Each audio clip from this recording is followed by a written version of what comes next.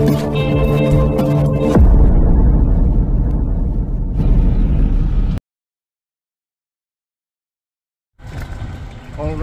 andito ako sa aming barangay. Iikot ko kayo mga kapatid sa aming barangay. Ito, nakasakay ako sa isang yung four wheels na parang mini jeep. So nasa gitna na kami ng kalsada ng barangay. Hindi ko na nabidyo yung mula pinagmulan namin. So ipakikita po yung mga dadaanan natin. So ayan, mayroon kaming driver. So dito naman sa ating right side, tabi ng kalsada, ano na yan, sa kabilang barangay na po yan, na nasasakupan ng Alcala, yung lampas pa doon sa mga kahuyan. Ito, mga sibuyas, maraming sibuyas din dito. Yan. Sibuyas, mais, yan, papuntang Alcala. Yan. Yan. Pero itong ano dito, sakop pa rin ng aming barangay. Ang border andun sa kabilang mga barangay. So, yan. Kabilaan po ang bahay. Dito sa left side, puro kabahayan din. At saka, ito po,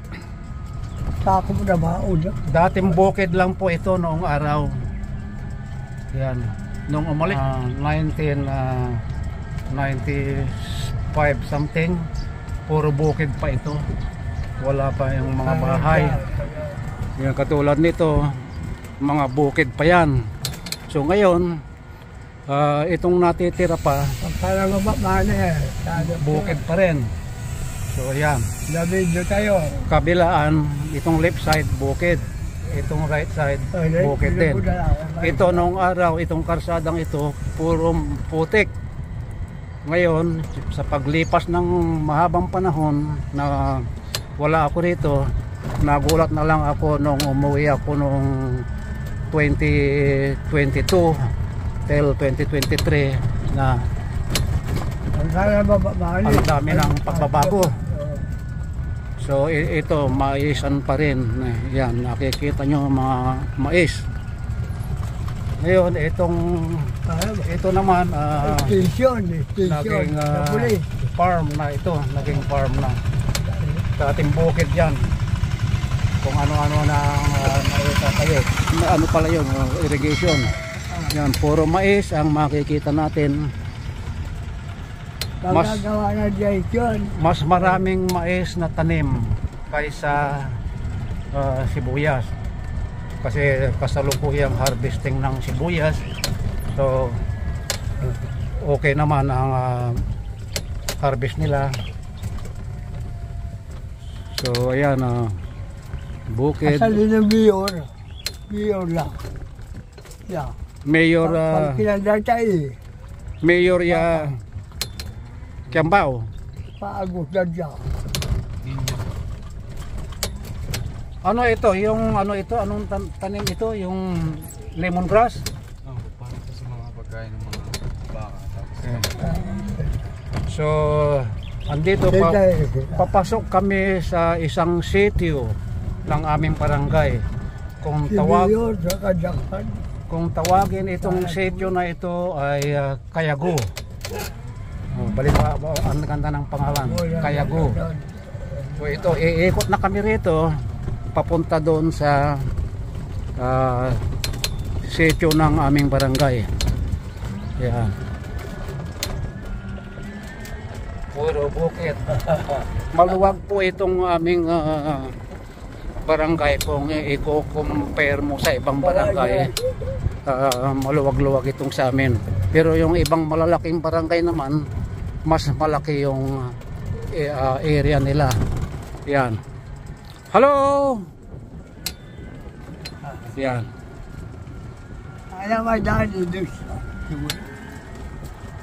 So sa ngayon, talagang napakaraming mais.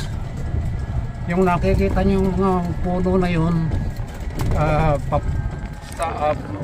papuntang Malasike po yan, bayan ng Malasike.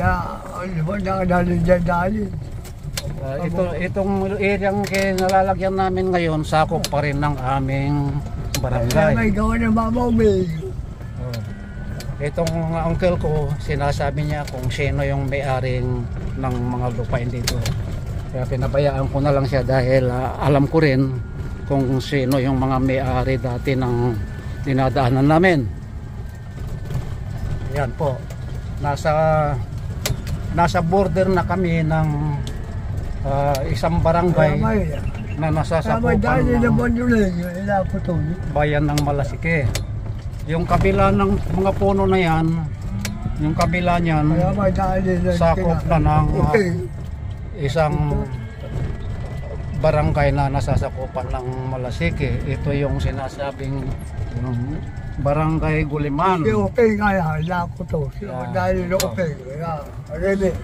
So ang nakikita nyo, itong nakikita nyo, yung mga nasa border kami ng dalawang bayan. Ito sakop pa rin ng aming barangay. Yan. Noong araw po, yan, andito na tayo sa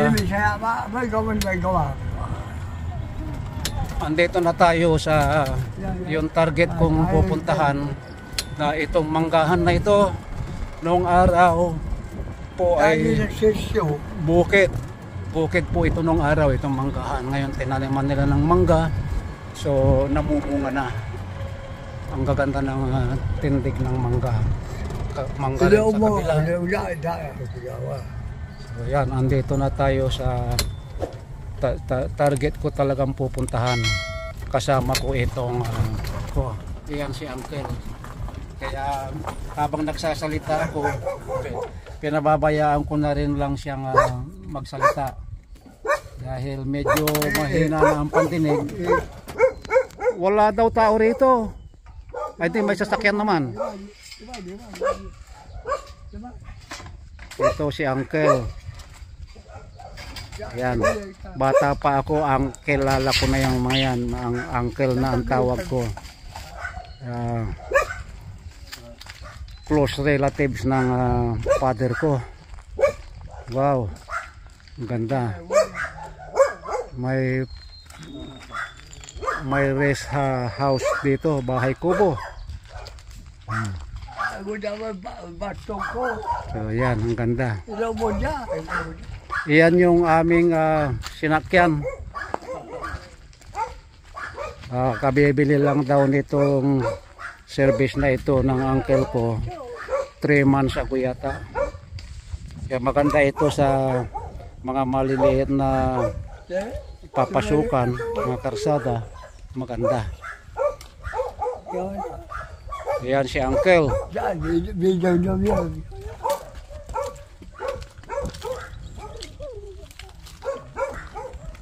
Ito yung harapan, mais pa rin.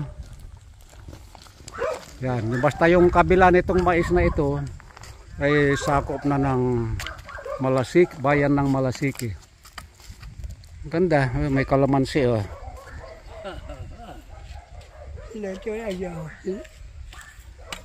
Ayan. So noong araw bago ako umalis, hindi pa ito, wala pang mga bahay dyan. Daming kalamansi oh. Puro bukid lang ito nung araw. Ang tinatanim dito mostly mais, mga gulay at palay.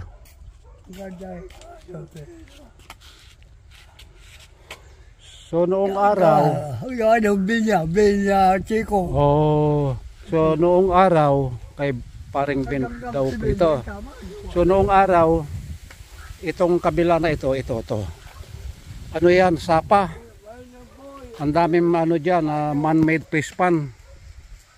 Kaya natatandaan ko pa yan dahil dito kami nanghuhuli ng isdang tabang dito. Nanghuhuli kami ng isdang tabang dito.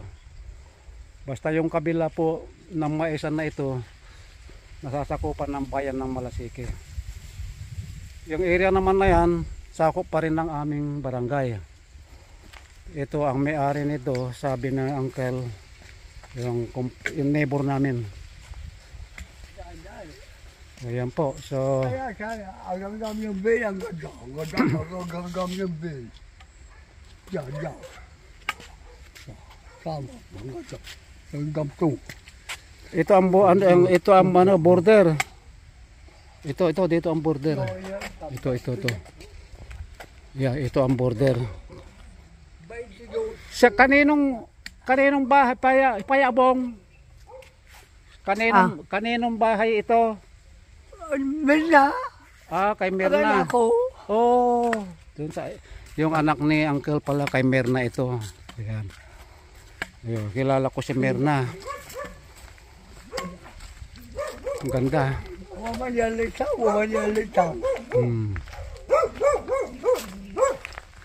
Talura lugar.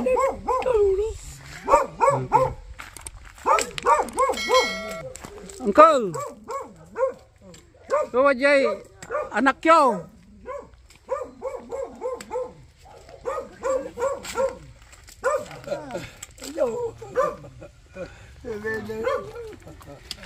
Si Katoy Mirna. Alright, maraming salamat mga kapatid at sa pagpapasyal ng aking uncle, mga kamag-anak ko ito mga kapatid. So maraming salamat sa pag-entertain nyo sa amin, lalong-lalo na sa masarap na merienda. Bye-bye, kami papauwi na at iikot pa kami dito sa ating barangay. So abangan na lang ang susunod na video. Alright. Kakatan balik sila.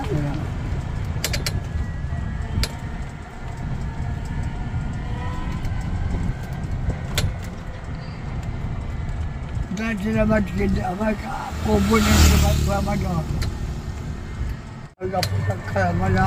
Ang barangay Tumling, Malasiki, Pangasinan. Napalayo kami ng konti kasi umikot kami at gusto nila akong ipasyal. The last time na pumunta ako rito, 2023, dito ako nakadaan na kami isang beses dito. At ngayon muli.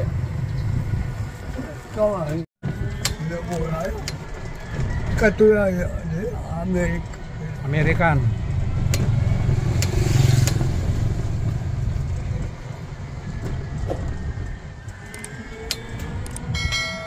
Yung voice is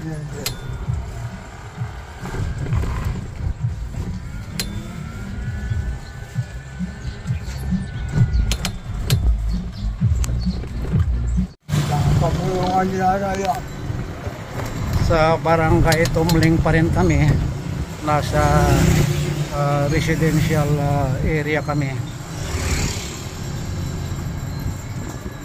May pispan pala rito. Yan, may pispan na maliit. wala pispan dyan. Yan. Mga tilapia, hito, dalagang binubuhay dyan. Wala pispan dyan.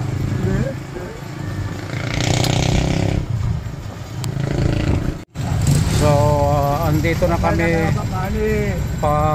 papasok na kami ng highway. Ito area dito papuntang Bayambang.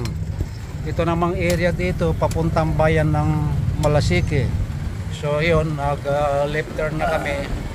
Ito naman ang road papuntang Bayambang.